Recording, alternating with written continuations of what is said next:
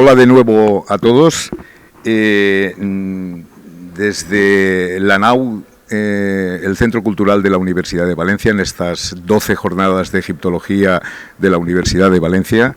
Y tenemos aquí a don Jesús Herrerín López, que va a tratar de la segunda ponencia que vamos a tener hoy en las 12 jornadas. Dentro del tema general que estamos tratando estas jornadas, el contexto del mundo funerario en el Antiguo Egipto, pero esta ponencia que va a tratar el doctor Herrerín va a ser más desde una perspectiva, pues yo diría más científica, más de laboratorio, y también, por supuesto, antropológica. Antropológica y paleopatológica. Paleopatológica. Es el tema que va a tratar hoy el doctor Jesús Herrerín, es patología de momias egipcias, nuevos hallazgos y nuevas interpretaciones. Buenos días, Jesús. Buenos días. El doctor Jesús Herrerín es profesor honorífico de la Universidad Autónoma de Madrid, de la Universidad de Alcalá de Henares, es licenciado en Ciencias Biológicas y doctor en Antropología por la Universidad Complutense de Madrid. Es autor de numerosos libros, publicaciones científicas, además forma parte actualmente de varios proyectos arqueológicos y de investigación de necrópolis en Egipto. Es un brillante estudioso de la antropología física y de la paleopatología. Por favor, Jesús, haznos un pequeño resumen de este tema que vas a tratarnos hoy en las 12 jornadas. Muy bien, bueno, en primer lugar quería dar las gracias al Instituto Valenciano de Egiptología por acordarse de mí. Para mí es un placer estar aquí, en este, como decían los antiguos cronistas, este marco incomparable. Y bueno, para mí es un gusto y un auténtico placer hablar sobre momias, porque bueno, son ya muchos años viajando a las necrópolis de Tebas, sobre todo, del antiguo Tebas, lo que es Luxor hoy en día, y esas momias para mí son parte de mi propia familia ya casi. Así que podemos hablar con tranquilidad de ellos, que seguro que no se van a molestar, todo lo contrario. Y vamos a indagar sobre cómo vivían, qué enfermedades tenían, y muy importante también los cuidados que requerían y que se les daba en esta sociedad tan compleja y tan maravillosa que nos atrae tanto, que es la sociedad egipcia. Así que yo creo que vamos a disfrutar bastante conociendo de primera mano y de los propios protagonistas cuál es el estado de salud de la población, cuáles son las patologías más espectaculares que después de 16 años trabajando allí he ido recopilando, y que las momias, con su estado de conservación tan impresionante como vais a ver luego, guardan muchísimos secretos y nos cuentan muchas cosas. Y lo único que hay que tener es... nos lo cuentan en un idioma científico que hay que saber descifrar, pero en el momento en que consigues descifrar lo que las momias te dicen es una alegría tremenda, porque pones en valor lo que esa persona te está diciendo, una persona que ha vivido hace 3.000 años o 4.000 años y que guarda secretos y tú puedes intentar sacarlos. Por supuesto. Bueno, gracias, Jesús. Estamos impacientes por escuchar dentro de un momento esta conferencia, esta ponencia que va a ser súper interesante. Gracias, Jesús, por venir a estas jornadas. Ojalá vengas más veces y nada, pues bienvenido otra vez. Para mí es un auténtico placer estar aquí y según me estáis tratando, pues yo creo que vendré muchas veces. Gracias. Muchas gracias a todos ustedes por estar aquí hoy, compartiendo un día lluvioso pero intenso. En primer lugar, quería dar las gracias al Instituto Valenciano de Egiptología por haberse acordado de mí y contar conmigo para estas excelentes jornadas. Después de oír la fabulosa conferencia que nos ha brindado Lucía, espero estar a un nivel, si no igual, por lo menos semejante. Y vamos a comenzar. Os he traído primero, bueno, voy a tutearos porque en el mundo de la egiptología, los que queremos tanto a esta cultura milenaria, yo creo que formamos una pequeña familia. Entonces vamos a tutearnos. Bueno, primero, ¿dónde se encuentra la mayoría de mis investigaciones? Que es en Luxor, en la antigua Tebas. Aquí tenemos un plano de lo que es el río Nilo, que es como una cicatriz que recorre un desierto inmenso, y en este recorrido va dejando vida a ambos lados, a ambas orillas, como veis aquí. Y en esta zona, en la zona de Luxor actual, que lo vemos aquí en una imagen del Google Maps, es donde se desarrolla la mayoría de mi investigación en este país. En esa zona roja que veis allí arriba, que es la zona oeste, la zona de las necrópolis, la zona de los muertos, la zona este del río, el norte estaría arriba, sería la zona de los vivos, donde están los templos, y a la izquierda donde están todas las tumbas y toda la necrópolis tebana. Y aquí tenemos un plano que os he puesto todas las tumbas donde yo he estado trabajando en varias zonas.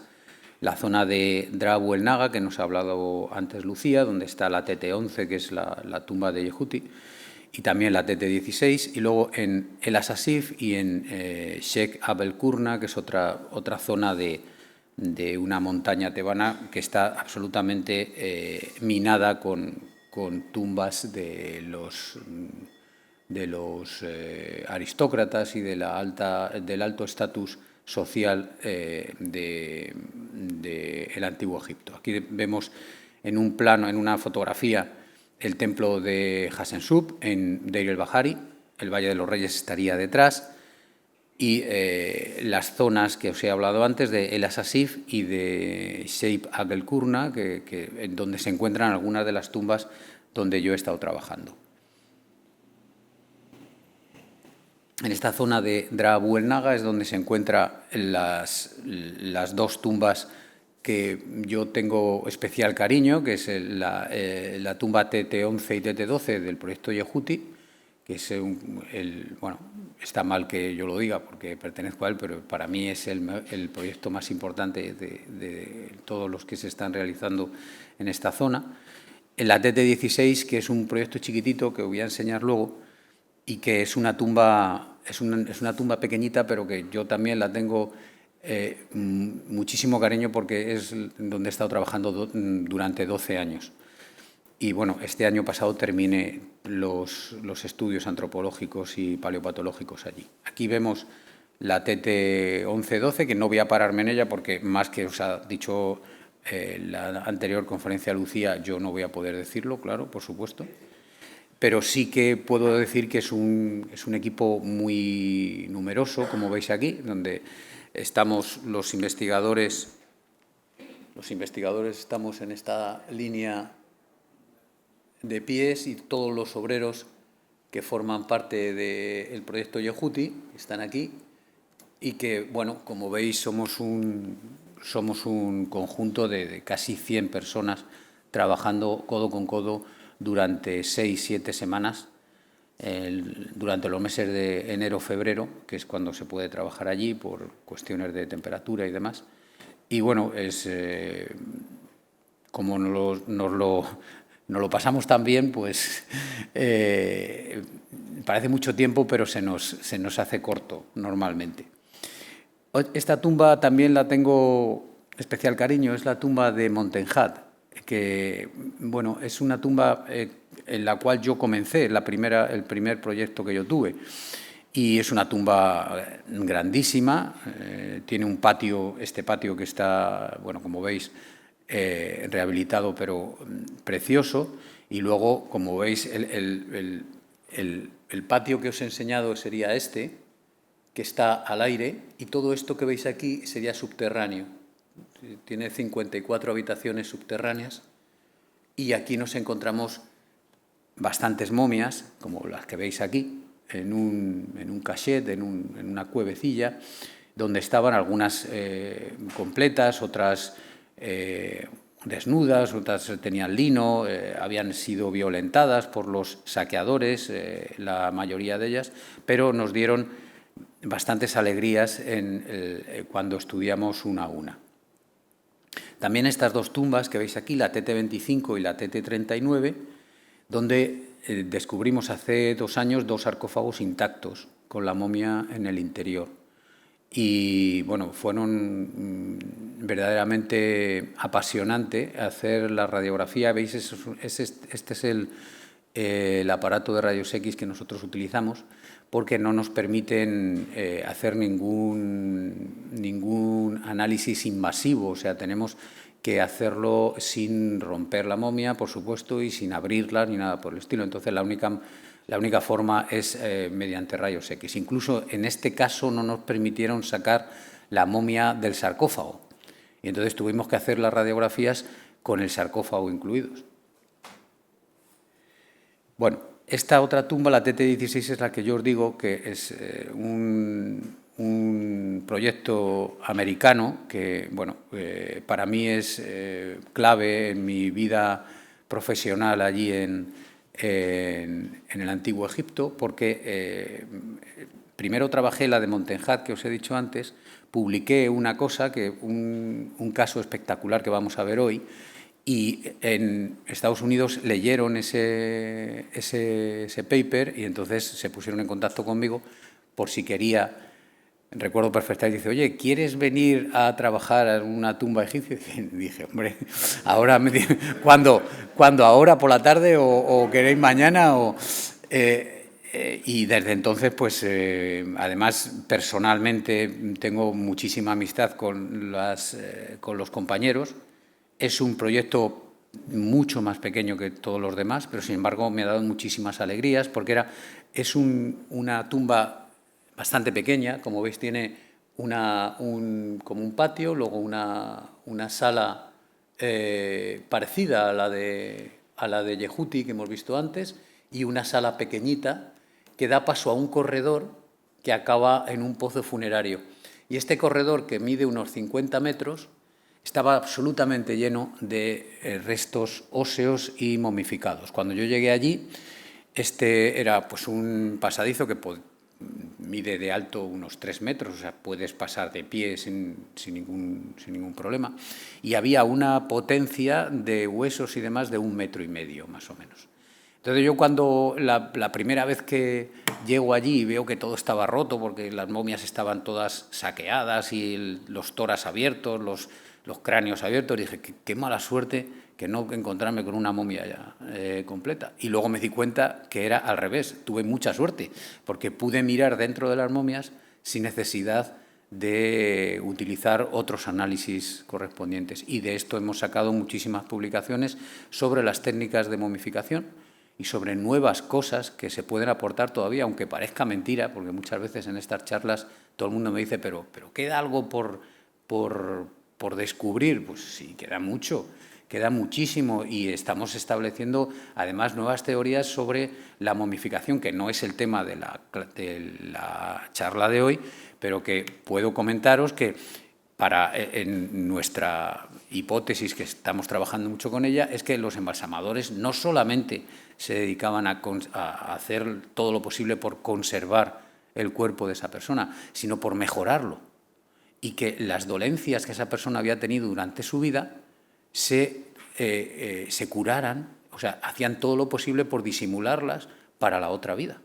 Es muy interesante ese tema, que en otro foro, en otro momento, podemos hablar de ello. El caso que esta tumba de la TT16, para mí, ya digo que fue importantísimo, es un grupo, como veis, muchísimo más pequeño que el de Yehuti, pero bueno, que nos ha valido muy bien para sacar muchísimas experiencias y muchísimas enseñanzas sobre los periodos los procesos de momificación y sobre patologías, que es lo que vamos a ver hoy. También la TT-110, que es una tumba que han abierto al público hace nada y es del Ministerio de Antigüedades egipcio. Y aquí hay un caso, os lo he traído porque hay un caso de un carcinoma metastático, o sea, de un cáncer, que vamos a verlo aquí hoy, ¿vale? Y también la TT-209, que seguramente conocéis, porque es un proyecto de la Universidad de La Laguna, que lo lleva Miguel Ángel Molinero, y que ahora mismo están allí, están ya terminando, y que, bueno, que también es muy interesante, está en un uadi, es esta tumba que veis aquí. Los huesos están en muy mala condición porque esto es un uadi, que ya sabéis que es un río que está seco normalmente y que solamente lleva agua cuando hay unas precipitaciones importantes que suelen pasar en estos climas, que a lo mejor no llueve durante años, pero que de momento llueve mucho y se forman riadas. Y como veis, la situación de la tumba es un poquito extraña. Está en el uadi y además está como invitando al agua a entrar dentro. Entonces, los huesos de las momias y de los huesos que rescatamos están en muy mala condición. Pero hay un caso muy interesante, que es este que veis aquí, que son de dos momias, un hombre y una mujer, y que tienen un perro momificado a sus pies. Es una perra, una perra jovencita. Y no sabemos muy bien si formaban un núcleo familiar o si luego fueron colocados así al azar, pero realmente cuando los ves así parece que es una pareja con su mascota. Bueno, y ya por último la 367, que es es una tumba de esta Shaf que veis aquí, en esta colina de Shaf Ekel-Kurna, y que, bueno, que también estamos trabajando en ello con el Ministerio de Antigüedades egipcias y haciendo radiografías de todas las momias que salen allí. Y fuera de Luxor, pues hemos trabajado también en el delta, en este lugar, en este yacimiento que se llama Tel Tevilla, y hemos trabajado, esto es un caso muy interesante que habla sobre lo que yo os decía antes de la momificación. Este señor era un sacerdote de Sekhmet, que es la diosa con cabeza de leona, que está relacionada con la medicina y también con los conocimientos de los médicos, y tiene unas cosas curiosas con sus dientes que ya os explicaré en otra charla. Y por último, el proyecto de Comal Camasin, la Universidad Autónoma de Barcelona, que, bueno, que dirige Josep Cervello y que seguramente que conocéis mucho de ello, ¿no? Esto es parte de mi oficina allí. Como veis, en una jaima pues tengo varias mesas y me van trayendo los restos y yo pues los voy investigando. Cuando tengo la suerte de tener una momia como la que veis ahí, pues se toman los datos y se hacen las radiografías y todo lo demás. El caso es que nosotros nos dimos cuenta de que para llevar a cabo un estudio completo, un estudio de nivel actual, necesitábamos hacer radiografías. El problema que hay ahora mismo es que las autoridades egipcias no permiten sacar ningún resto de las tumbas. O sea, no puedes sacar nada. Para sacar cualquier cosa y llevarla a un sitio de radiografías para que te hagan una radiografía tienes que pedir unos permisos que normalmente no te suelen dar o que tardan muchísimo. Y entonces eso no podía ser. Entonces decidimos llevar un aparato de rayos X portátil. Pero claro, el primer portátil que nos ofrecía Siemens, que nos lo ofreció gratis, que eso sí es verdad, nos lo ofreció, era este. Y claro, de portátil pues tenía poco. La verdad es que tuvimos muchísimos problemas para que pasara las aduanas. Claro, es un aparato que no se pasa fácilmente.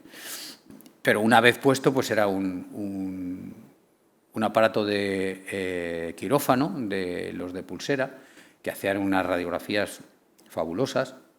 Hicimos, en esa temporada hicimos más de 1000 radiografías y bueno, y todas estas radiografías luego se han procesado y se han hecho y demás. Pero nos dimos cuenta de que no era operativo y entonces nos dedicamos a buscar otro aparato y nos decidimos por este aparato portátil de veterinaria que es muy fácil de transportar, se puede llevar en un par de maletas y con una caja y nada más, se puede colocar, se puede colgar, como habéis visto antes, para hacer radiografías, se puede poner sobre una mesa, en fin, hay muchas cosas que se puede hacer con ello.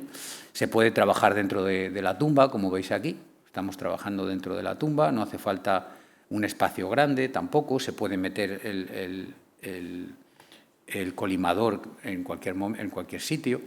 Las imágenes son verdaderamente buenas, son digitales, y luego lo que solemos hacer nosotros es montarlo. Ya lo veis, alguna momia que vamos a sacar luego montada, pues hacemos radiografías como si fuera en un TAC, hacemos una radiografía, corremos la momia, hacemos otra, y luego las juntamos todas y montamos todo el individuo y queda genial, queda fenomenal.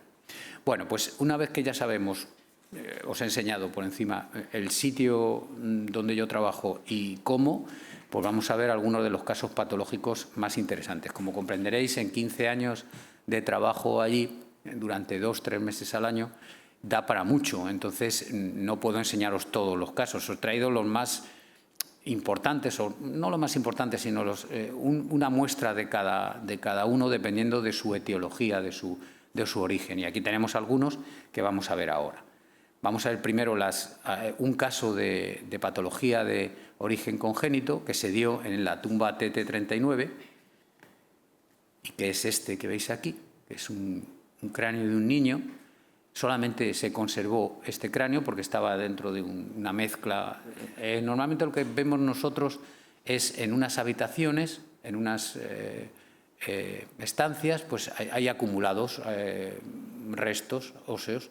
Y muchas veces estos restos óseos es muy difícil individualizarlos, por no decir imposible. O sea, si la cabeza está aquí, luego hay piernas sueltas, hay un brazo, en fin, hay dedos. Por ejemplo, lo que ha comentado Lucía antes, en el proyecto Yehuti, que no lo he traído aquí, pero que para que veáis el nivel de momificación, pues encontramos dedos de momias sueltos que se les pudieron sacar las huellas digitales a una momia de 3.500 años. Momias digitales, o sea, las huellas digitales, y a partir de ahí se estableció que pertenecía a una mujer joven, en fin, a partir de las huellas digitales. Pero para que veáis el grado de perfeccionamiento en el cual hicimos fotografías, durante un minuto voy a contaros esto y luego vuelvo otra vez con la patología. Hicimos fotografías de las impresiones digitales y las llevamos a la policía científica, que yo trabajo con ellos también. Y esa fotografía se mete en un programa que ellos tienen para comparar huellas digitales, que automáticamente localiza lo que se llaman minucias, o sea, las cosas que nos hacen diferentes las huellas digitales. Ya sabéis que en un juicio las huellas digitales tienen un poder muy importante y que si la huella coincide entre un sospechoso y la que se ha encontrado en el lugar del crimen, pues es una prueba que para que una huella coincida y el juez la tenga en cuenta, tiene que tener al menos 12 puntos característicos. Bueno, nosotros en cada huella como mínimo sacamos 18, algunas 45 puntos. Imaginaros, una huella de 3.500 años, increíble, está publicado.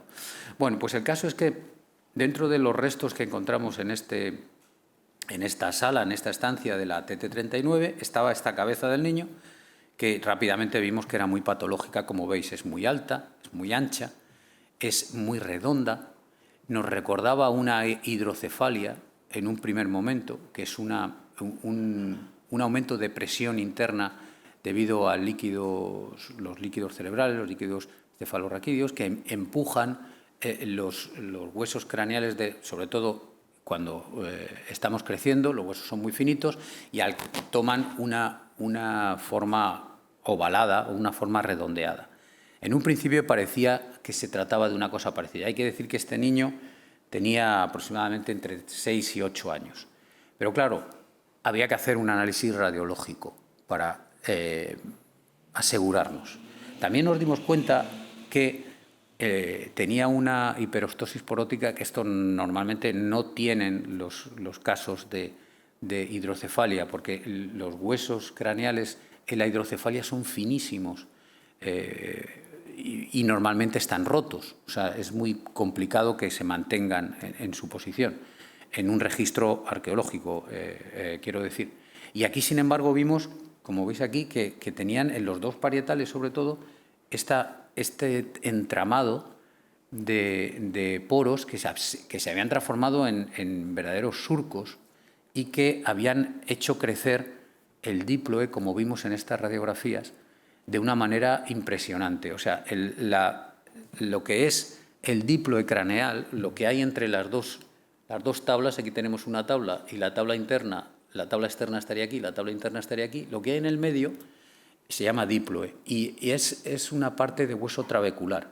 Bueno, pues en las personas, como en este caso, que tienen un problema de anemias congénitas y que generan una cantidad de glóbulos rojos importante pero ineficaz, el diploe en los niños, bueno, abro paréntesis y digo que la médula ósea es la que fabrica todas las células sanguíneas.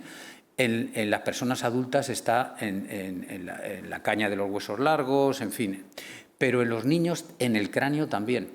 Y entonces, cuando se generan glóbulos rojos ineficaces, el cuerpo reacciona fabricando más, intenta paliar ese déficit fabricando más. Y eso se ve muy bien en que el diploe, que es la zona donde se fabrica, empieza a crecer. Y vemos esto. Vemos que hay un ensanchamiento del espacio diploico muy importante y además que tienen unas como radiaciones estrelladas, que eso en inglés se llama pelos en punta. Realmente parece como púas que salen, ¿verdad? Fijaros esta diferencia entre un cráneo normal y el cráneo de este niño, que se llama cráneo en cepillo. Fijaros el grosor del diploe y el grosor del diploe de este niño, que era impresionante. Y además se encuentra en todas las vistas, o sea, estaba el frontal, el parietal, el occipital, todos estaban con el diploe engrosado. Claramente definida la tabla interna, la tabla externa, sin embargo, era muy fina y el espacio diploico estaba muy ensanchado. Y lo vemos aquí fenomenalmente, lo de los pelos en punta que yo os comentaba antes. El resultado de todo esto es que nuestro diagnóstico fue de beta-talasemia, que es una enfermedad congénita que produce una malformación en los glóbulos rojos y que antiguamente causaba muerte en los niños a partir de los 7, 8, 9 años. No lograban vivir más de esa época. Actualmente tiene tratamiento, claro, a partir de las transfusiones sanguíneas se podía hacer tratamiento a base de transfusiones y una vez que se puede, actualmente que se puede hacer trasplantes de médula, se puede también realizar tratamiento en ese punto. Pero hasta entonces no. Evidentemente este niño de más de 3.000 años, pues no. Y seguramente moriría debido a esto a una edad inferior a los 8 o 9 años. La distribución mundial de la beta-talasemia ahora está por todos los países del mundo, porque claro, la movilidad y las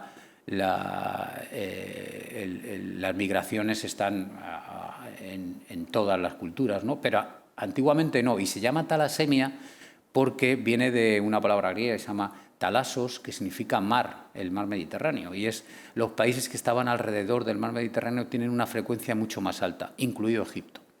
O sea que todo cuadra para pensar que este niño realmente tenía un cuadro de beta-talasemia que acabó con su vida a una edad inferior a los 10 años. Es el caso de beta-talasemia más antiguo del cual se tiene noticia y está publicado. Este es el caso que yo os comentaba, que publiqué el primer año que fui y que leyeron en Estados Unidos, les debió parecer que no estaba mal y a partir de ahí continuó mi historia en la tumba TT16. Vamos a ver algunas patologías de origen traumático con violencia, porque esto es muy interesante saberlo y estudiarlo, ya que la violencia es intrínseca al ser humano. ¿Qué vamos a decir ahora que estamos inmersos en un problema mundial con todo esto? Pero siempre ha habido guerras, siempre la historia del hombre siempre ha sido la historia de la violencia realmente. Somos primates y los primates en sí tienen accesos violentos, y en el hombre pues esto está exagerado, vamos, hasta la saciedad. Y hemos visto cuestiones de traumas violentos en estos años que he estado allí, pues bastantes. Os he traído algunos interesantes y bastante curiosos. Uno de ellos es en el proyecto Yehuti. En ese pozo que veis ahí, que tiene el nombre de la unidad estratigráfica 1158. Es un pozo excavado por Angie, que es una de las compañeras del proyecto Yehuti. Un pozo de unos 4 o 5 metros de profundidad. Ahí estamos trabajando, Angie y yo, en el individuo. Y como veis a la izquierda, pues hay unos huesecillos que vamos a ver ahora lo que son. Realmente era esto, era una mujer que estaba tirada, la verdad la habían tirado, está tumbada boca abajo, las manos las tiene una debajo del cuerpo, otra colocada así. El cuerpo, o sea, el esqueleto estaba bastante completo, la verdad. El cráneo estaba roto, eso sí es cierto, pero el resto del cuerpo estaba bastante completo. Se pudo reconstruir, como veis ahí, se pudo reconstruir bastante bien, o sea, se pudo con mucha paciencia, todo esto hay que hacerlo con muchísima paciencia, recogiendo todos los huesos de las muñecas, de los pies, de todo, para luego reconstruirlo como veis aquí, ¿no? El caso es que se pudo reconstruir, y en este pozo estaba esta mujer que veis aquí, que está encerrado con un círculo rojo, y luego había otro cráneo que veis que está roto y está aquí, ¿vale? Esto eran las dos cosas que había. Como veis, esta mujer estaba parcialmente momificada, tenía como unas esteras, algunas piezas de los huesos estaban manchadas con resina, o sea que había sido tratado de alguna manera, una momificación muy light, digamos, muy de hacerlo rápidamente y con poco cuidado, pero que mantuvo, nos dio idea de que realmente el cuerpo había sido tratado. Lo que pasa es que el cuerpo enrollado en esta estera, seguramente, estaría enrollado en esta estera, fue arrojado a este pozo, sin mayor miramiento. Y este cráneo de aquí, pues ya veréis luego, no sé, aquí, que también tiene su historia dentro de esta historia, de esta mujer no demasiado mayor, una adulta joven entre 25 y 40 años. El caso es que el cráneo se logró recomponer, y el cráneo tenía muchas heridas violentas, producidas por un artefacto cortante, pero pesado. O sea, no era un cuchillo, era una especie de machete, espada, hacha o similar, que produce unas lesiones que se llaman lesiones de tajo. En inglés se llaman chop mark, y es las que se causan por golpear con fuerza y con el filo a la superficie del hueso, no a resbalar el filo como pasaría con un cuchillo, con el filo de un cuchillo con una cuchillada. No, esto sería un golpe con fuerza, con violencia y con un arma de mediano gran tamaño que se puede utilizar con una mano o con dos, y que produce estas marcas que son muy típicas de golpes que hacen estos tajos. Como veis aquí se han numerado, se han puesto, aquí había una, se ve muy bien el borde un poco curvado que tenía este arma.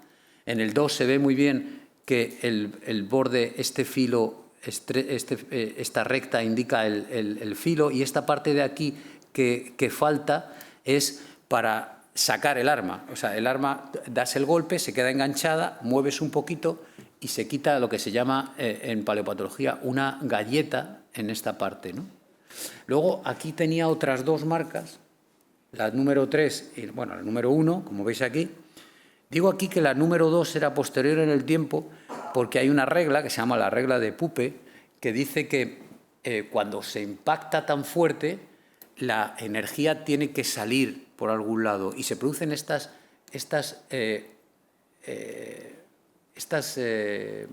fracturas radiantes, se llaman así. O sea, el impacto hace que la energía sea tan grande que esa energía tiene que huir y huye formando estas lesiones radiantes, estas fracturas radiantes. Y aquí también, aquí se dio el golpe muy fuerte y hay una fractura radiante. Pero veis que esta línea acaba en esta que ya existía antes. O sea que este golpe fue primero, la línea de fractura se hizo y este golpe fue segundo y acabó en esta línea. Podemos reconstruir también cuál era el timing de esos golpes. En la parte del occipital derecho, pues vemos estos dos golpes de tajo que son tremendos, que han arrancado una parte, se ve muy bien, que han entrado un poquito tangencialmente en el cráneo y se han llevado toda esta galleta. Y aquí también han entrado tangencialmente. Cuando dos golpes están así, se sabe que el individuo estaba inmóvil y la persona que lo ha golpeado ha seguido golpeando desde la misma posición y el individuo no se ha movido, seguramente que estaba ya inconsciente o algo parecido. O sea que realmente estos golpes dicen mucho sobre la posición del atacante, que en este caso sería superior, estaría de pie, y la fuerza que tienen estos tajos me está hablando también de que el cráneo seguramente estaría apoyado. O sea, de esto que vemos en las películas que hacen así con una espada y le cortan la cabeza a alguien que está de pie, eso, vamos, no pasa nunca. Es muy difícil. Para cortar la cabeza a alguien tiene que estar apoyada en el suelo y tiene que ser un hacha que pese muchísimo. Lo habéis visto en las películas, los verdugos tienen un hacha. O sea, esto de que haces así con el hacha y le cortas la cabeza queda muy bonito para Hollywood, pero no ocurre nunca. Estos cortes son típicos de un golpe de tajo con la cabeza apoyada en algo y el atacante colocado encima, en una posición superior. Hay más, hemos dicho que habéis otro golpe, el número 5, que tiene una incisión absolutamente perpendicular al cráneo y que se ha llevado todo ese trozo que veis que falta ahí. Y luego también en el temporal izquierdo, pues vemos que ha habido un corte que se ve muy bien, se ve fenomenal el corte. Se ha llevado esta parte y luego tenemos también otro corte, que veis aquí, en línea recta. Veis aquí el corte como ha dejado lo que es el grosor del díploe del temporal cortado perfectamente. Y esto lo vemos también en la mandíbula, justamente en el izquierdo. O sea, estaba la mandíbula cerrada y se le ha pegado un corte, que se ve muy bien el plano de corte se ve fenomenal. Se ha llevado esta pequeña cuña con el corte y el filo ha bajado a incrustarse justamente aquí, en esta zona.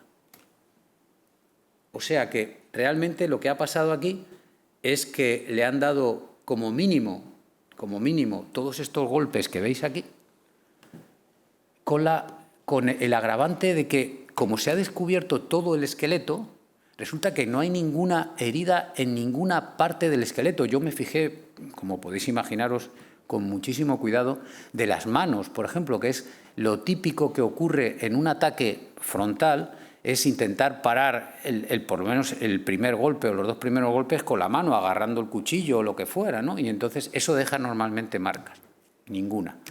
En la columna vertebral, tampoco. En las piernas, que también puede pasar en un ataque cuando uno está en una posición elevada, montando a caballo, por ejemplo, o cosas parecidas. Nunca, nada. Ni en los pies tampoco. yo creo que este caso se acerca mucho a lo que sería un ajusticiamiento. O sea, un ajusticiamiento de esta mujer por la razón que fuera, que no sabemos cuál es, pero que a lo mejor el otro cráneo nos ayuda. Así que vamos a ver lo que le pasó al otro cráneo, que es ese que veis ahí, arriba. Resulta que este cráneo estaba hecho polvo también, muy separado. Yo lo monto y me encuentro que también tiene unas heridas muy increíbles, con un arma ligeramente diferente. Esto es un hacha que es muy ancho, o sea, típico los hachas hechos con piedra, que tienen un filo muy importante, pero que tienen un grosor importante también. Veis arriba, se ve perfectamente, se podría reconstruir la forma que tenía ese hacha. ¿Estáis viendo, no? Aquí hay un tajo increíble. Aquí hay otro que se ha hecho más fino, pero fijaros, este tajo tiene tanta fuerza que hay aquí una línea de fractura, ¿lo veis? Aquí hay otra y en el otro lado hay otra.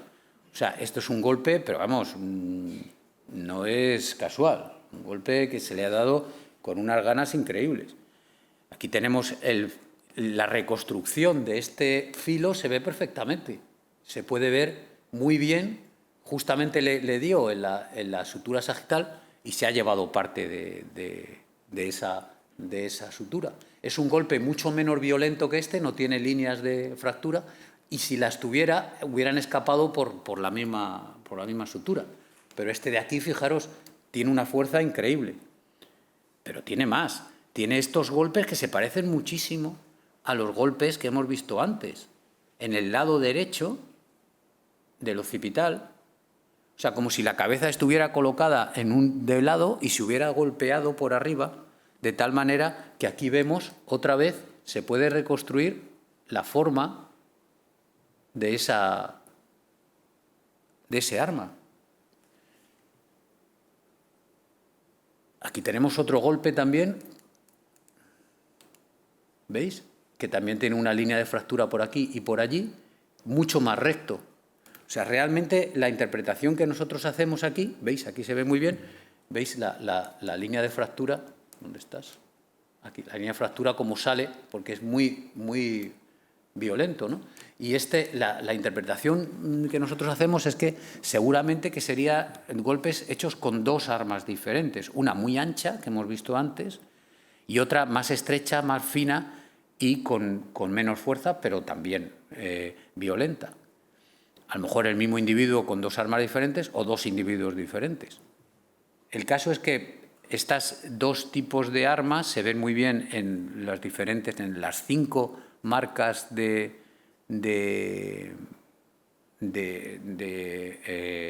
violencia que hemos visto, se ve muy bien. En esta primera que hemos visto antes se ve fenomenalmente cuál es la forma de este arma, que se podía reconstruir.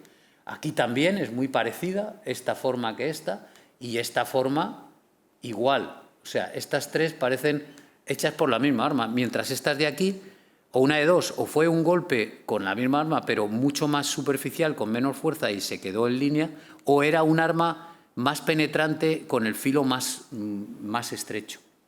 Pero siempre eran chop mark, o sea, eran marcas de tajo. Claro, el encontrarse el cráneo solo nos puede llevar a pensar que a lo mejor el hombre fue decapitado luego. No lo podemos saber porque realmente el cráneo le falta la base del cráneo, le falta la mandíbula también, no podemos saberlo, nunca podremos saberlo. Pero el hecho de encontrar una mujer, este es un hombre, este cráneo pertenecía a un hombre, una mujer joven que tiene un ajusticiamiento y un cráneo de un hombre que también tiene toda la pinta de haber sido ajusticiado, a lo mejor decapitado, no lo sabemos, no lo podremos saber nunca, pero tirados, porque estaban arrojados en un pozo que seguramente cuando se arroja un cadáver y no se tiene mucho cuidado con él, eso quiere decir algo. Quiere decir también que se tiene poco respeto por esa persona, por lo que haya hecho o lo que sea. Y eso se repite en todas las culturas. O sea, siempre que se quiere honrar a alguien, se le pone en su posición, se le coloca, se le pone su ajuar, demás. Pero cuando es al revés, cuando lo que queremos es deshacernos de ese cuerpo o incluso que no se sepa nada de él, pues intentamos, bueno, como ha pasado en la historia reciente, cuando mataron a Osama Bin Laden, por ejemplo, el cadáver no se sabe dónde está, porque no quieren que sea un centro de peregrinación de nadie ni nada, ¿no? O sea, quiero decir que todas estas cosas tienen mucho... la arqueología funeraria se basa en esto también, en que la mujer estaba tirada, como habéis visto, arrojada, en una posición absolutamente irregular, y luego encima los golpes que hemos visto antes. ¿Se podría tratar de un ajusticiamiento doble? Podría ser. No lo podremos saber nunca, pero podría ser. El caso es que aquí tenemos la reconstrucción de las heridas. Como veis, siempre el lado derecho del cráneo está más atacado que el lado izquierdo, y justamente pasa lo mismo en el caso de ella, ¿no? Bueno, no podemos saber nunca lo que pasaría, pero estas son algunas de las armas de las cuales tenemos noticia que se utilizaban en aquella época, y bueno, puede ser, alguna de ellas puede ser, por ejemplo, esta, que hemos visto antes, que es muy ancha. Ya sabéis que conocían, por supuesto, los metales y todo lo demás, pero no todas las armas eran metálicas, sino que también había hachas de piedra y demás, ¿no? Y, bueno, algunas de las heridas finas que hemos visto y muy afiladas podrían pertenecer a cualquiera de estas armas, o la espada copes, esta famosa con esa forma tan egipcia, ¿no? Bueno, esto es lo que yo os acabo de decir, así que voy a pasar. Este es otro caso también en la TT11. Encontramos un individuo, le montamos, hasta aquí todo normal, pero resulta que tenía heridas por arma blanca en 2 vértebras. En este caso eran 2 vértebras, el cráneo no tenía nada, la mano única que se recuperó, que estaba momificada, esa de ahí que veis, pues tampoco tenía nada, ni las piernas, ni nada por el estilo, se miró exhaustivamente. Pero vemos aquí en esta fotografía cómo tenemos una herida, aquí, que es completamente diferente a las que hemos visto antes. Es una herida, una vértebra tiene un tamaño pequeño. Y aquí lo que ha pasado es que, bueno, primera cosa, ¿veis esto que queda aquí, esta pequeña pestaña que veis aquí? Esto es típico de las heridas perimortem. O sea, tiene que ser en hueso fresco para que esa pestaña que se ha despegado no se caiga. Se queda pegada precisamente porque hay músculos, piel, todo lo demás. Y eso nos viene muy bien para decir que esto es una herida perimortem, que esto no es una cosa que haya pasado post-mortem, ya después de los años o de los siglos, que haya pasado por una excavación mal hecha, por ejemplo, ni tampoco es antemortem, porque no hay remodelación. O sea, ha pasado alrededor de la muerte, cercano a la muerte. ¿Podría ser la causa de la muerte? Vamos a ver que en este caso podría ser, pero lo que sí que sabemos es que es perimortem. Vale, vemos que, ¿veis? Aquí lo vemos otra vez, la pestaña esta que se ha quedado pegada, se ve muy bien, y en este caso se trata de una incisión realizada por un objeto muy puntiagudo y con la punta. No se trata de un golpe con una espada, por ejemplo, porque eso habría dejado la línea, como habéis visto, y nada más. Pero en este caso, fijaros, lo que ha pasado es que el arma ha penetrado por el arco vertebral y ha salido la punta, que veis que es mucho más fina que lo otro, que la otra parte, ha salido por la zona del canal medular. También tiene su pestañita que nos indica que es perimortem. ¿Lo veis? Vale, de tal manera que la reconstrucción es esta. O sea, un arma afilada, alargada, con una punta bastante importante, ha penetrado en la vértebra, interesando el canal medular. Por lo tanto, ¿puede ser una herida mortal? Sí, claro. Ha interesado el canal medular a una altura torácica más o menos, entonces seguramente que esta hubiera sido ya mortal. Pero es que además en la T11, o sea, en la vértebra torácica número 11, vemos en la parte anterior del cuerpo también una una herida, esta herida que veis aquí. Y esta herida está hecha por una punta, igual, una punta que ha impactado con mucha fuerza y ha hecho esta línea de fractura y esta otra que veis aquí. ¿Veis? Las líneas de fractura hacia un lado y hacia otro. Claro, para llegar aquí estamos hablando de que ha tenido que atravesar el abdomen. O sea, ha tenido que atravesar el abdomen, ese arma afilada y alargada ha tenido que atravesar el abdomen y ha llegado hasta la columna vertebral por la parte anterior. De tal manera que la reconstrucción que hacemos nosotros es esta. Se trataría en los dos casos de un arma completamente diferente a la otra que hemos visto, en este caso arma blanca, afilada, de largo recorrido, porque para atravesar el abdomen y llegar allí tiene que ser larga, y que se puede manejar con una mano solo. De tal manera que la cuestión, la reconstrucción sería esta. ¿El mismo tipo de arma? Sí. ¿La misma persona que ha hecho los dos ataques? No lo podemos saber. Ya sabéis que las puñaladas que se dan, por ejemplo, en el estómago, o sea, en la parte del abdomen, que no llegan a la columna vertebral, a lo mejor este señor recibió muchas más, pero nosotros no lo podemos saber. Lo que sí sabemos es la que atravesó todo el abdomen y llegó a la cara anterior del cuerpo vertebral. Y sabemos también que le dieron otra que en el equipo Yehuti hemos denominado como puñalada trapera, que es una puñalada por la espalda a esa altura, más o menos. Fijaros este otro caso, este no es el mismo caso, es de otro individuo. Bueno, de otro individuo, de esto nos encontramos, de vez en cuando pasa, que me traen un saco de huesos, un saco de huesos que hemos sacado de un pozo. Yo reviso todo, y en este caso igual, pues me encuentro esta vértebra torácica que estaba aislada, no puedo decir a qué pertenecía, y vemos que igual tiene un corte, también con su línea de fractura, con su pestaña todavía unida. Abro paréntesis, esta vértebra tiene más de 3.000 años y se ve fenomenalmente, a ver, se ve menos esto, así, se ve fenomenalmente la manera cómo ha entrado. También ha entrado, ha pasado el arco, se ve aquí la pestaña también, pero en este caso, fijaros, ha llegado incluso a incrustarse aquí dentro, o sea, en la parte del cuerpo vertebral, en la parte posterior. O sea, ha entrado por aquí, que es mucho más ancha, y ha llegado hasta aquí. Podemos reconstruir incluso la forma de ese arma, porque realmente lo que tenemos son las dimensiones del arma como ha entrado. Claro, esto también es mortal, porque ha atravesado y rompe el canal medular. O sea que realmente también es otra puñalada trapera.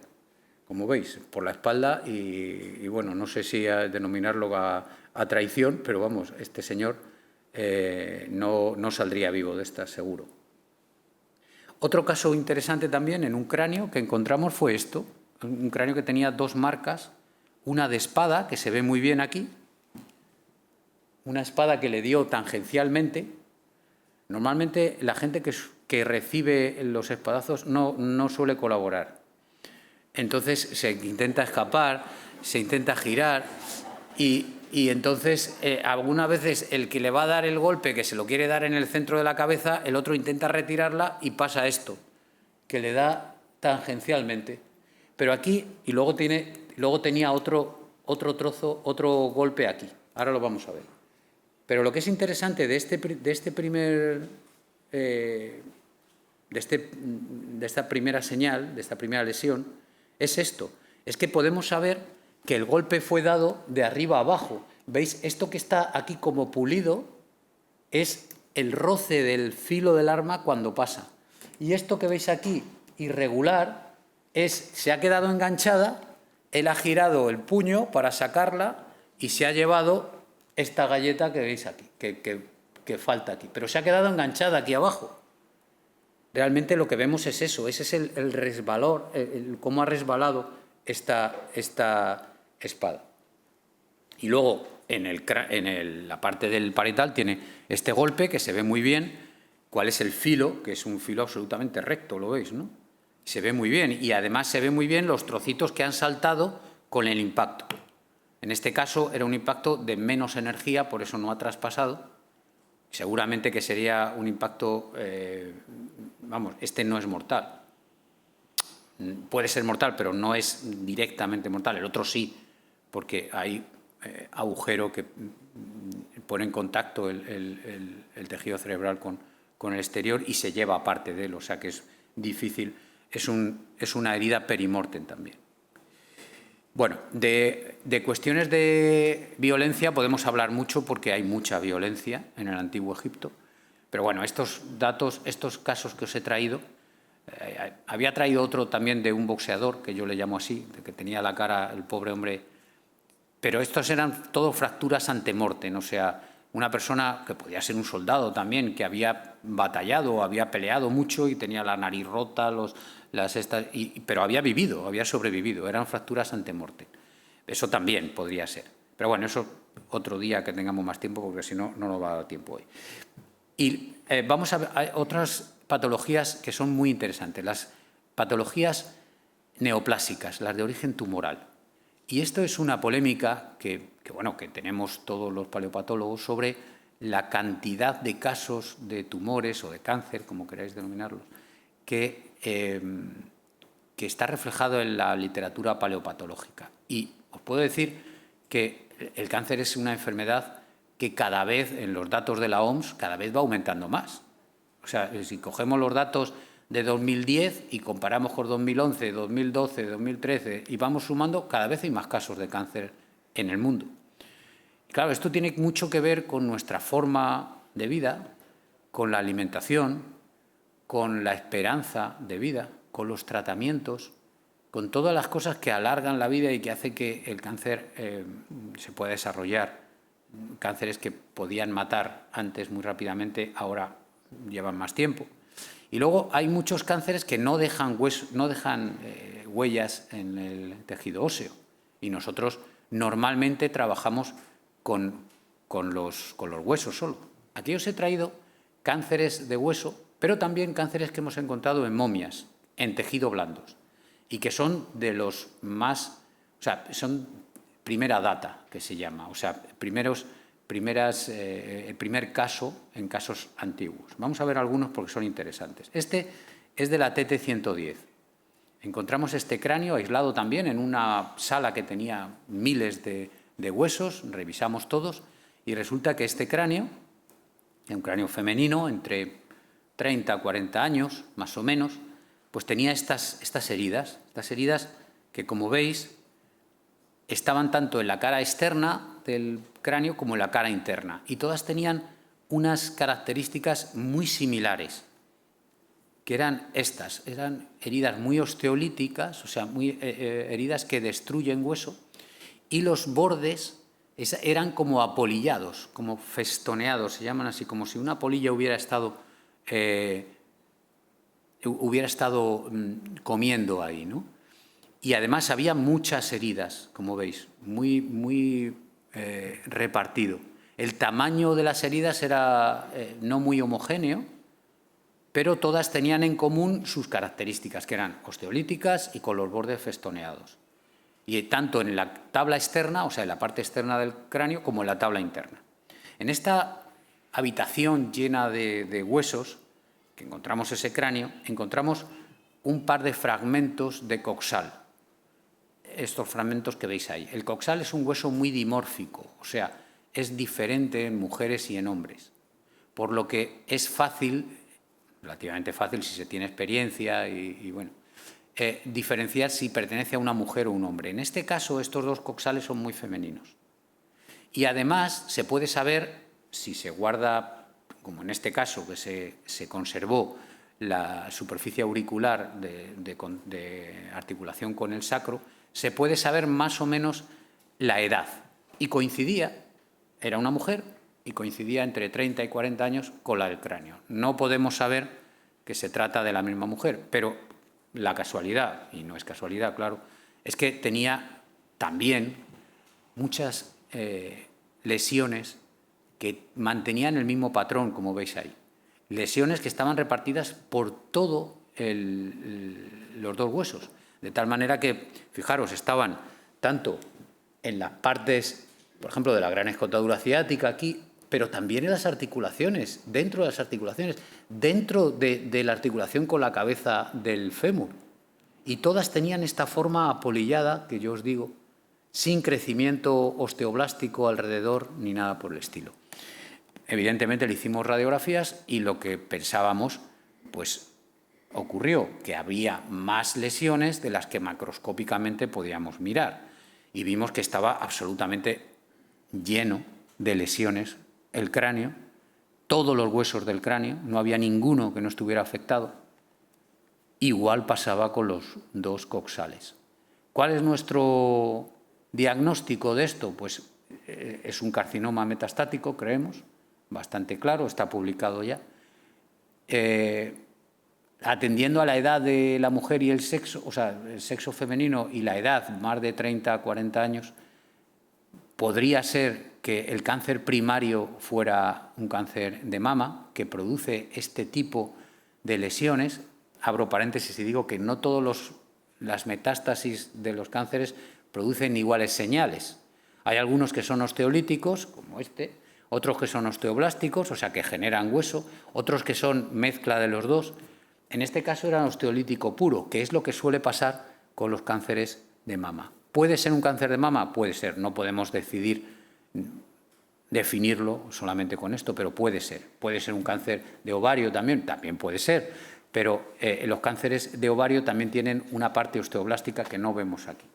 Así que, bueno, puede ser uno de los casos más antiguos de cáncer de mama descritos.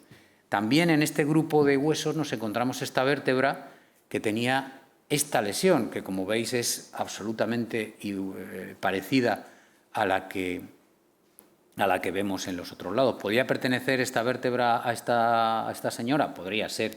Es una vértebra que no podemos saber si es de hombre o de mujer, pero sí sabemos que no tiene artrosis prácticamente, o sea que no es de una persona mayor. ¿Veis? Las carillas articulares que veis aquí están más o menos en buenas condiciones, o sea, no es una persona de más de 50 años, por ejemplo. O sea que puede ser, puede ser. La tipología de esta lesión coincide con las otras, sí. El tamaño también puede ser, no podremos saberlo nunca. Bueno, aquí vemos otro caso muy interesante, este caso. Era un hombre entre 40 y 50 años, más cerca de los 50 que de los 40, que tenía esa lesión en el frontal. Una lesión muy importante, como veis, y tenía otra lesión en el maxilar. Vamos a ver una a una. Aquí vemos la lesión en el frontal, que es una mezcla, en este caso es una mezcla, ¿veis? Tiene parte osteolítica en el centro, pero luego también tiene cierto crecimiento en forma de espículas alrededor. O sea que es una mezcla entre osteoblástica y osteolítica. El tamaño es importante, como habéis visto, es como una nuez prácticamente. Y en la radiografía se ve muy bien que esto tiene un aspecto que se llama aspecto Cludi, o sea, aspecto como en forma de niebla, ¿no? Está borrada las tablas y demás, que se ve muy bien también. Y vemos que esas espinas surgen con un efecto que se llama, son como los rayos del sol cuando salen, ¿no? Bueno, el caso es que estas espículas algunas veces se ven en los osteosarcomas, pero son mucho mayores que estas y no tienen la parte osteolítica. Nosotros pensamos que se trata realmente de un carcinoma metastático. En este caso es un hombre y como por la edad puede ser un carcinoma metastático de pulmón, como veis, este de la izquierda que se ve ahí, muy parecido, ¿verdad? Puede ser un carcinoma metastático de pulmón, pero por la edad no podemos descartar que sea un carcinoma de próstata, que también puede ser, que también produce esta variedad. Y luego este mismo individuo tenía, veis ahí, el maxilar lo tenía, vamos, maxilar izquierdo había desaparecido prácticamente. O sea, se había llevado media cara. No podemos saber, veis, aquí vemos también que hay reacción en los maxilares, la parte del paladar duro de los maxilares, y ha perdido una cantidad de masa ósea terrible. Puede ser, teniendo en cuenta la otra lesión, puede ser otra metástasis que haya ocurrido en el maxilar, podría ser. Nosotros nos inclinamos más a un proceso infeccioso. Abro paréntesis, hemos visto problemas dentales, como os he dicho al principio, brutales en todos. Una salud dental muy mala.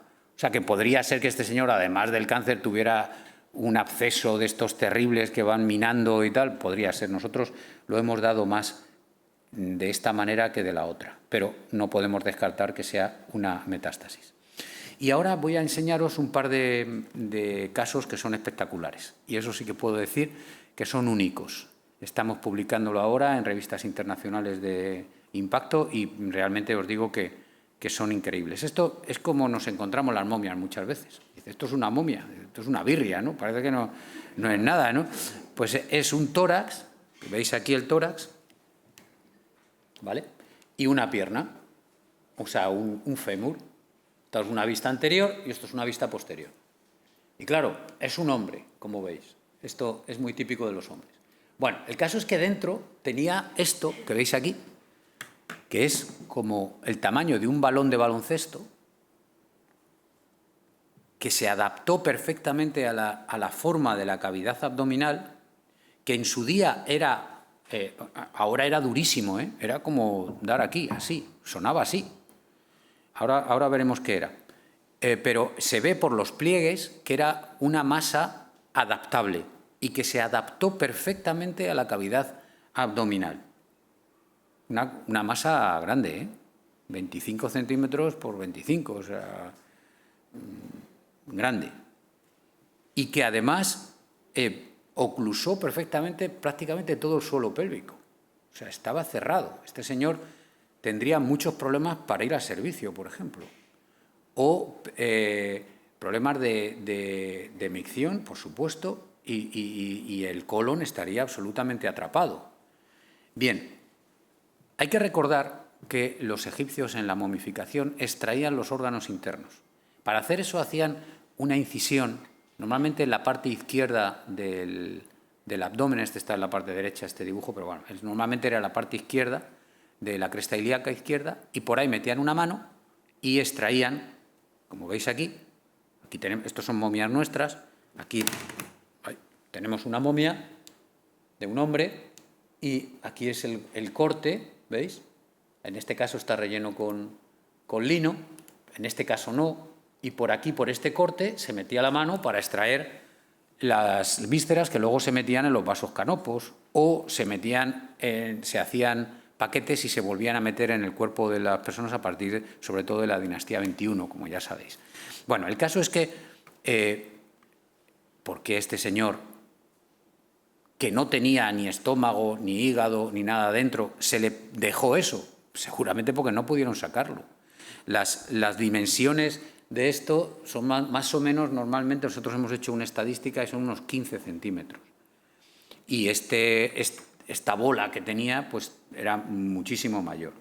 Se le hizo una radiografía al cuerpo, al tórax, y vimos que era una masa informe, que no tenía ninguna tumoración, ninguna concreción dentro, ni ninguna cosas que se pudieran ver radiográficamente. Era una masa que se adaptaba perfectamente a la cavidad, pero no sabemos muy bien o sea, dentro no nos daba ninguna noticia de lo que era. Hay que decir que antes, la primera vez que lo vimos dijimos, qué suerte hemos tenido, esto es un útero, y seguramente haya un feto dentro, pero era un hombre. Por lo tanto, no podía ser. La radiografía se ve perfectamente que no, además. Así que hicimos un corte osteológico, o sea, un corte histológico, perdón. Para ello, primero cogimos una especie de cuñita. Lo tuvimos que hacer intenté con un bisturí, era imposible. Era una corteza muy coriácea, de unos 5 milímetros, como mínimo. En los pliegues era más, pero en las zonas, como por ejemplo en esta. Y entonces, con un serrucho japonés, que son muy finitos, pues sacamos un corte y vimos que tenía esa capa coriácea y luego por dentro era muy esponjoso. Esta momia, que tenía más de 3.000 años, todavía estaba esponjoso. Es increíble.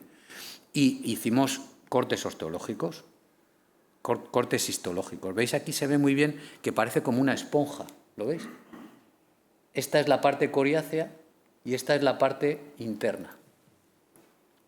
Bueno, el caso es que hicimos cortes histológicos y yo tengo que jurar, vamos, no soy muy religioso, pero os aseguro que esto no es de un paciente actual. Esto es de una momia de 3.500 años. O sea, este corte histológico, estas células que veis, tienen 3.500 años. Y reflejan perfectamente lo que es un lipoma o un liposarcoma, que es una capa muscular que rodea, que se ven las células musculares perfectamente, a una aglomeración de células de tejido liposo, que se llaman así, ¿vale? Y que aquí se ven más ampliadas, son células que se llenan con grasa y sirven para guardar energía. Por ejemplo, nuestros michelines están llenos de esto. Y en este caso es una proliferación de este tejido adiposo, se llama así.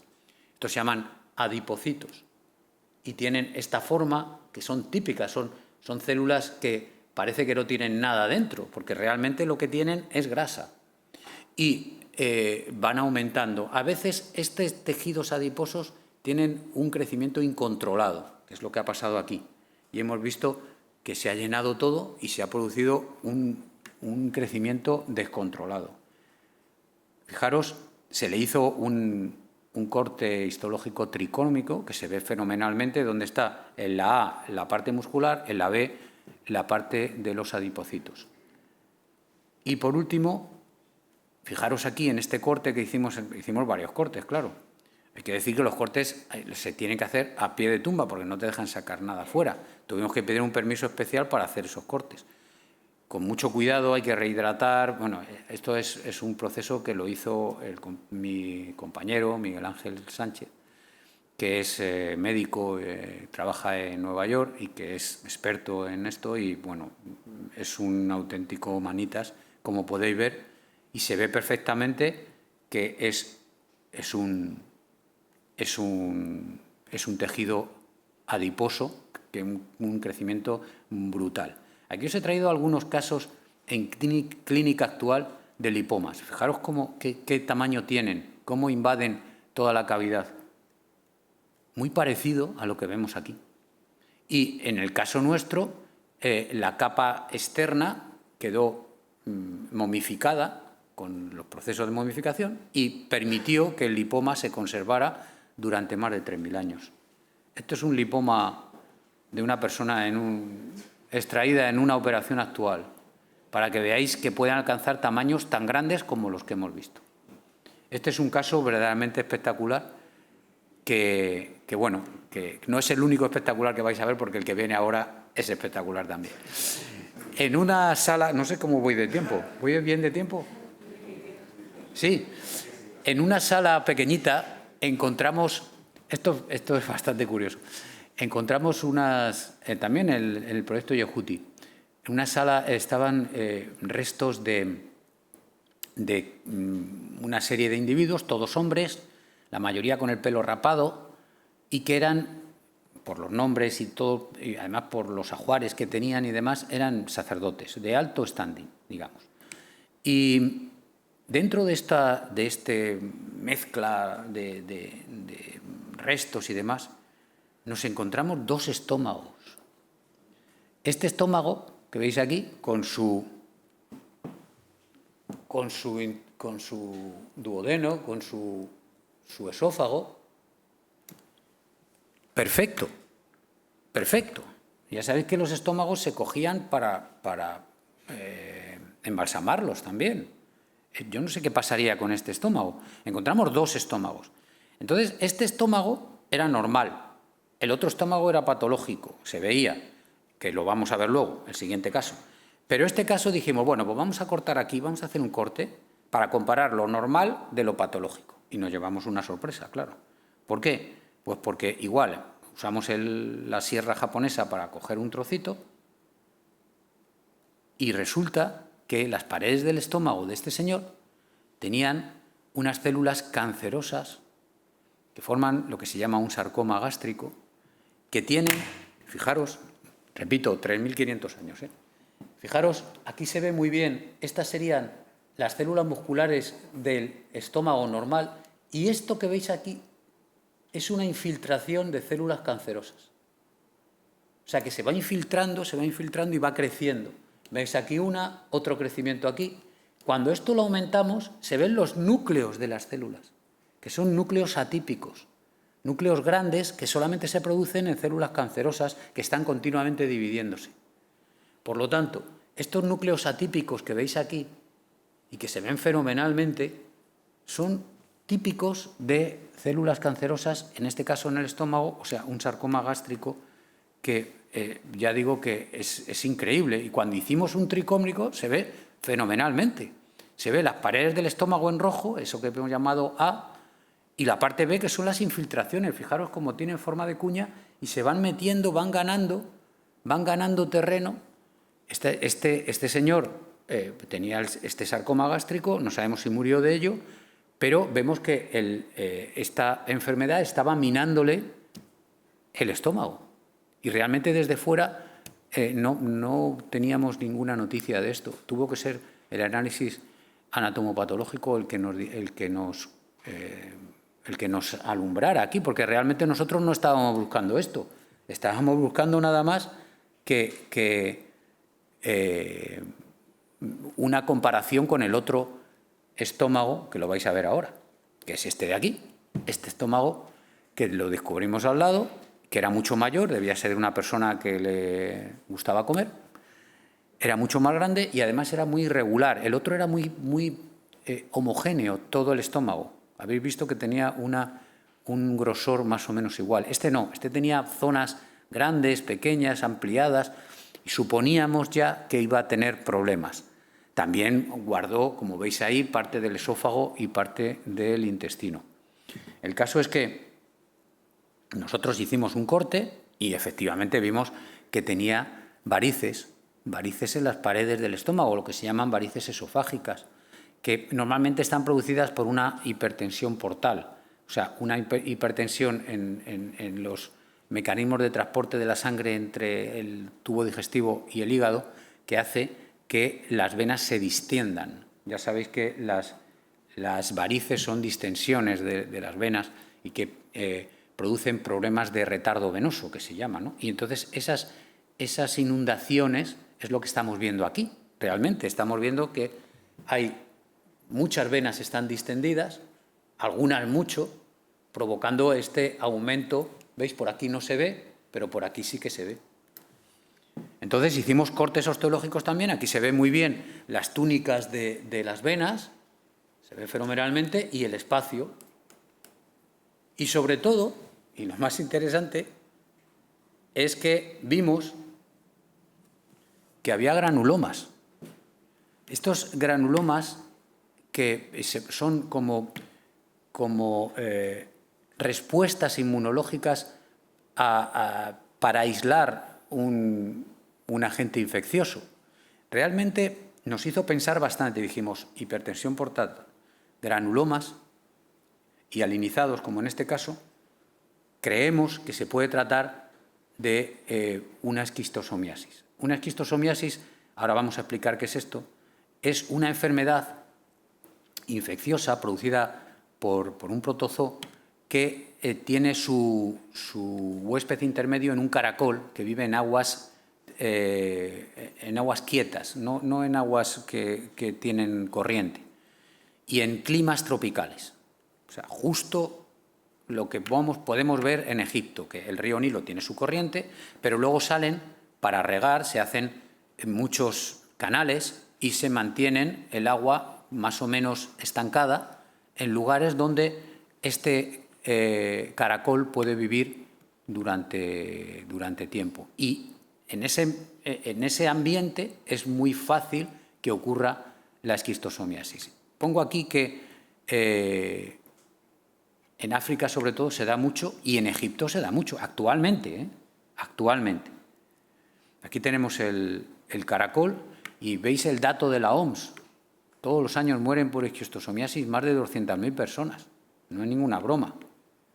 En el Antiguo Egipto, fijaros, hay una enfermedad que se nombra en los papiros médicos, se llama AAA, no sé cómo se pronunciará, que hablan de que hay que tener cuidado con el agua contaminada y que los pescadores que se meten en estos sitios se tienen que poner una venda en el pene para evitar contagios. Se sabe que estos protozoos pueden entrar por cualquier orificio de entrada en nuestro cuerpo, por ejemplo, por el pene o por cualquier herida y demás. Por lo tanto, los médicos egipcios no iban desencaminados con esto. Y os he traído también algunas de las cosas interesantes con respecto a la esquistosomiasis. Por ejemplo, Heródoto decía que había unas costumbres extrañas. Ya sabéis, Heródoto estuvo viajando por Egipto y escribió un libro dentro de sus 9 libros de viajes, uno se dedicaba al Antiguo Egipto, y habla de las costumbres, habla de la momificación, es uno de los autores, junto con Diodoro de Sicilia, que nosotros tomamos como referencia para saber lo que pasó con la momificación y demás. Y Heródoto dice que es un lugar muy extraño porque las mujeres orinan de pie y los hombres sentados. Y quizás estaba en relación con las complicaciones y con los problemas para miccionar que los hombres tenían. Próspero Alpini, que era un médico que estuvo en el Cairo en el siglo XVI, dice que en sus notas pone que había una alta cantidad de hematuria en Egipto, o sea que los hombres, sobre todo los hombres, orinaban sangre. Incluso Renaud, el médico francés de Napoleón, que fue con Napoleón a su conquista de Egipto y demás, dijo que los hombres en Egipto menstruaban y era porque orinaban sangre, que es uno de los síntomas típicos de la esquistosomiasis. Por lo tanto, puede ser que este señor tuviera esquistosomiasis, nosotros lo hemos dado como tal, y los cortes histológicos están ahí. Es uno de los casos también importantes. Y ya para terminar, creo que ya me he pasado, ¿no? ¿No? ¿O estoy todavía on time? Estoy on time. Bueno, pues vamos a hablar de este último caso que para mí es el más... No voy a decir el más impactante porque todos son impactantes, ni el más importante porque todos son importantes, pero yo le tengo especial cariño a este caso. Esta momia que veis aquí, una momia que tenía una momificación muy cuidada, que estaba, bueno, nos la encontramos en el proyecto Yehuti también, estaba mezclada con otras momias. Y como veis tiene una capa roja por encima, una venda roja por encima muy ancha, que es especial. Y luego tenía unas vendas transversales que sujetaban todo el entramado. Aquí estoy yo limpiándola. Nosotros tenemos un aparato de aire comprimido que lo ponemos a poca velocidad, poca fuerza, y nos sirve para quitar el polvo, porque las momias, claro, están enterradas y tal, y cuando se sacan pues tienen mucha tierra, muchas piedrecillas y tal, y hay que limpiarlas, ¿no? Entonces hay que limpiarlas bien porque luego en las radiografías, si no, no se puede observar bien. Bueno, se limpió, se hizo las radiografías, como veis aquí. Lo que yo os decía antes, hacemos las radiografías paso a paso y se montan luego y quedan muy bien, como veis. Y se ve que la mujer esta, que era un individuo femenino, pues tenía una colocación del cuerpo muy extraña. No coincidía con ninguna de las modas ni con ninguna de las posiciones normales que hemos visualizado nosotros en las momias que hemos trabajado. Normalmente o tiene los brazos estirados alrededor, a lo largo de los fémures, o sobre la pelvis, o los dos cruzados, pero nunca un brazo estirado y el otro colocado de una manera tan especial como este, que era colocado y además con la mano en esta posición, formando una mano en garra, como se denomina. Veis que además los hombros los tiene muy elevados, o la cabeza la tiene baja, como queráis denominarlo. O sea, está en una posición bastante forzada. Las caderas también están ligeramente giradas y aunque los pies no los tiene, también se ve que el pie izquierdo lo tenía un poco girado hacia adentro, porque el peroné, que tenía que ser lateral, en este caso es anterior. Lo veis que está colocado, o sea, el peroné que es lateral, este está bien, el pie estaría mirando para adelante bien. En este caso el peroné se pone por delante. Así que realmente el pie tendría que estar ligeramente girado. Además, una cosa curiosa que le pasaba a esta mujer es que tenía un palo colocado aquí. ¿Veis este palo? Realmente el palo está roto, pero el palo bajaba por aquí porque se ve que hay un surco, aquí hay un hueco. El palo bajaba hasta abajo. Y es un palo que está usado. O sea, el tacto era muy suave por haber sido tocado mucho con la mano. Luego vimos que tenía, en la radiografía se vio que había otros 2 palos colocados en la parte de los omóplatos, más o menos paralelos a la columna vertebral. Ya os he dicho antes que nosotros hemos establecido una hipótesis sobre la prótesis para la otra vida, es mejorar el cuerpo para la otra vida, ¿verdad? Aquí se ve que los embalsamadores colocaron estos palos para estirar el cuerpo de esta mujer que normalmente estaría más agachado. Además, se hizo un estudio de lo que eran los 2 palos colocados atrás y el palo este que veis aquí, y eran diferentes. Porque estos palos eran de menor calidad, no estaban pulidos, como este de aquí, no estaban usados, y estaban colocados entre las vendas y el cuerpo, para darle una posición erecta a esta mujer. Este palo que veis aquí es el que nosotros creemos que acompañó a la mujer durante su vida y que se le puso en la momia para que en el más allá pudiera caminar también con la ayuda de este palo.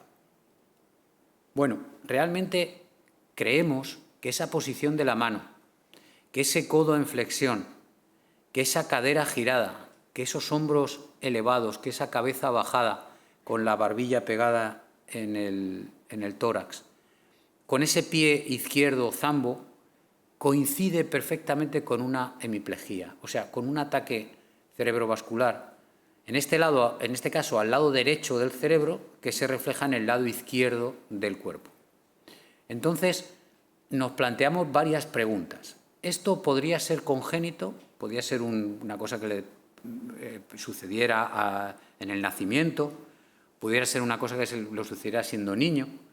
Llegamos a la conclusión de que no, porque las longitudes de los huesos eran iguales, cosa que en las personas que sufren una hemiplegia en el nacimiento o antes de terminar el crecimiento óseo, se ven diferencias en las longitudes de un lado y de otro. Por lo tanto, pensamos que esta mujer, que murió con unos 30, 40 años, había terminado su crecimiento óseo cuando sufrió este ataque cerebrovascular. La siguiente pregunta que nos hicimos es, ¿y este ataque fue inmediatamente antes de la muerte o fue tiempo suficientemente importante antes de que muriera? La respuesta que intentamos encontrar fue midiendo el grosor del córtex de una pierna y de la otra pierna. Si se supone que ha caminado mucho con la pierna buena, ya sabéis que el tejido óseo reacciona a las exigencias y a mayor uso, mayor grosor. Efectivamente, comprobamos, midiendo con el aparato de rayos X, que efectivamente el córtex de la tibia y del peroné derecho, eran mayores que los del izquierdo. Por lo tanto, habría tenido que pasar tiempo entre el accidente cerebrovascular y el uso predominante de uno de los 2 lados y la muerte. No podría ser una muerte muy cercana.